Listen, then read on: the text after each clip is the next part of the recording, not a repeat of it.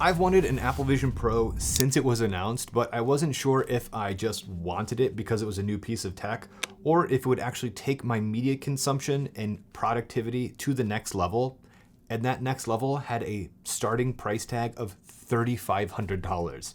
Let's go over what initially held me back, what pushed me to finally buy one, and where I'd like to go in the future with the Apple Vision Pro.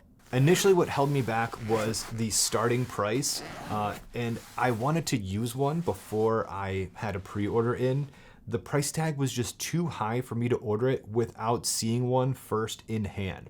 Even with all the reviews and hype, $3,500 plus tax plus accessories is a lot of money to me, and I decided to wait even a month or two after the headset shipped so I can get some independent reviews of people that actually used one.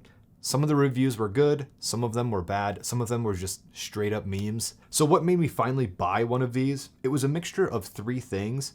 Two of them I kind of knew already, but the third was something that I had to actually see for myself. The first thing that had me confident in buying a Vision Pro was the clarity and being in the space that the Vision Pro takes you to. It was only after I tried this headset on after the demos, then seeing the interface in real life, I finally understood why the Apple Vision Pro is awesome. Seeing screen recordings of the Vision Pro does not do this device justice at all. This is something that you have to put the headset on and wear in order to fully appreciate the quality and what is actually happening and how easy it is to use. Being able to look at a small button and tap your fingers together and then have that select and open an app works surprisingly well, and it was awesome to actually get to experience for yourself. I've used the Oculus headsets before and carrying around remotes, and everything just felt a little bit clunky and the displays were not as clear as the Vision Pro is. And just the operating system seemed a little lacking to me. The Oculus feels more gamer focused, while the Vision Pro feels more productivity focused.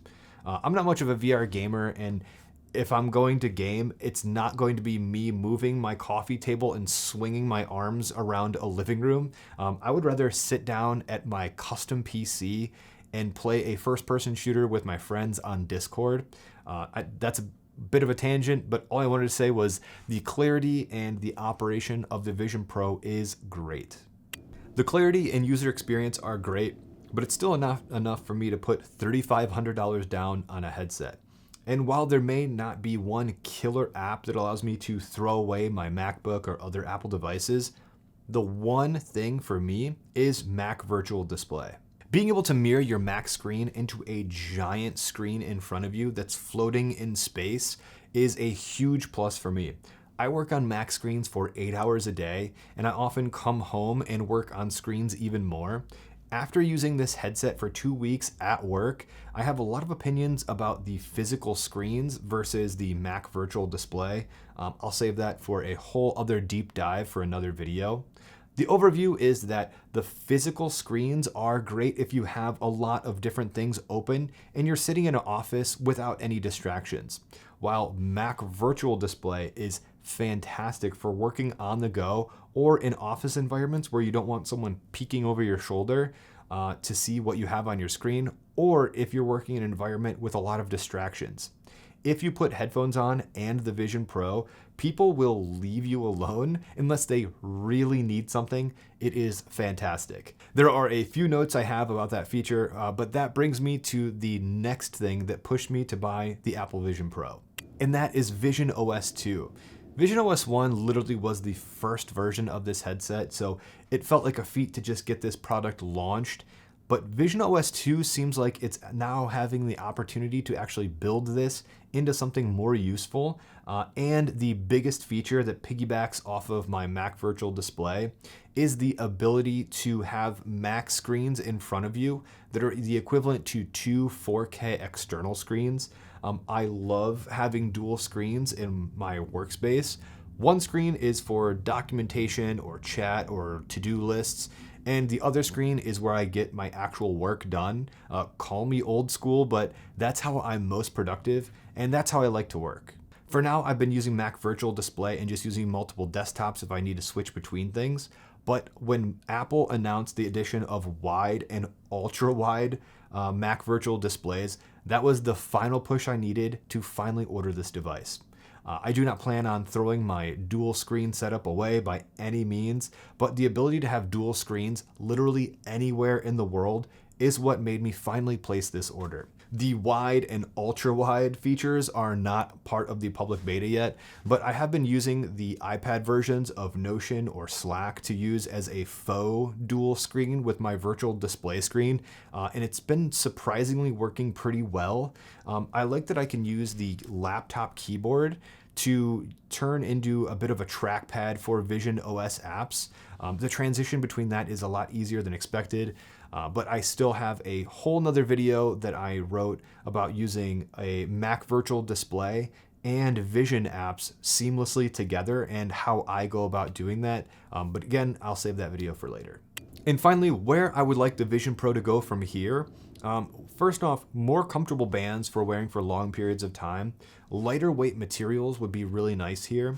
Headbands that can more evenly distribute weight throughout your entire head would be a very welcomed addition. I have obviously the solo knit band, but I like using the dual loop because it does feel much more comfortable to wear for longer periods of time. The solo knit band, bar none, looks way cooler. So I wish they would make a dual loop solo knit band, like a dual loop knit band, I guess would be a better description. But I wish they would make something like that because the band on the back of your head is a little wider and I feel like it's a more secure connection for less light leaks, but the loop over the top of your head makes more sense for weight distribution. So I think introducing something like that would be a great addition to the Vision Pro. Another thing I would like is more apps. I know that's so generic to say about this. It's a new device. I don't expect there to be like a giant library of things for this. I remember when the iPhone came out, you couldn't even copy and paste, and now look where it is. So it's very interesting to see where the future of this device will be. But again, more apps, that's just a pretty easy one to say. The next thing I'm looking forward to on the Vision Pro is much more exciting for me, and that is more gestures that Apple makes or the ability to add custom gestures. So I was using the Vision Pro before I had VisionOS 2, and I didn't realize how much I was like clicking the crown to get to my apps until I updated to Vision 2, and I was just seamlessly getting to all of my apps in the home, not even thinking about it. So having custom gestures and like raising to see your apps, or going to control panel, or doing this to adjust volume. If I needed to quickly adjust volume, I wasn't even thinking about it. I was just going like this. And it was like, oh yeah, that's how you adjust volume. That's how easy it is to use. So I think the future of gestures would be very interesting with this device. The next one is more customizability. The ability to pin small widgets to your field of view would be awesome. Kind of like on your iPhone, you can pin a weather widget to your home screen, something along those lines. I find myself using the gesture to get to the control center a lot to check the time or see how much battery life I have. The ability to add like custom utility apps just to see, like, I don't need an app to tell me what time it is, but it would be nice to be able to just see a clock like outside of my field of vision, and if I looked up to it and looked over, it would stay in place or something along those lines.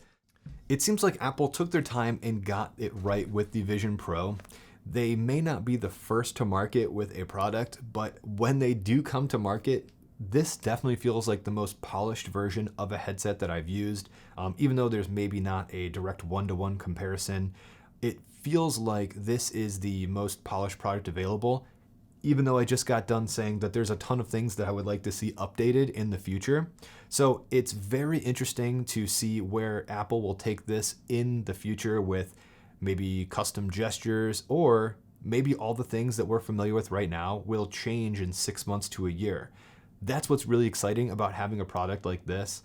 Going back to an iPhone example, the iPhone shipped without many apps or the ability to cut, copy, or paste, but now there's plenty of apps, plenty of widgets, and you can most definitely cut, copy, and paste. So that's what pushed me to finally buy a Vision Pro. The wide and ultra wide versions of Mac Virtual Display are on the top of my list of things that I can't wait to see come to this device. I recently edited a video in a car using the Vision Pro and my Mac, and it was a fantastic experience. I'm in the process of making a video about my experience doing that and things that I like and some things that maybe can be improved.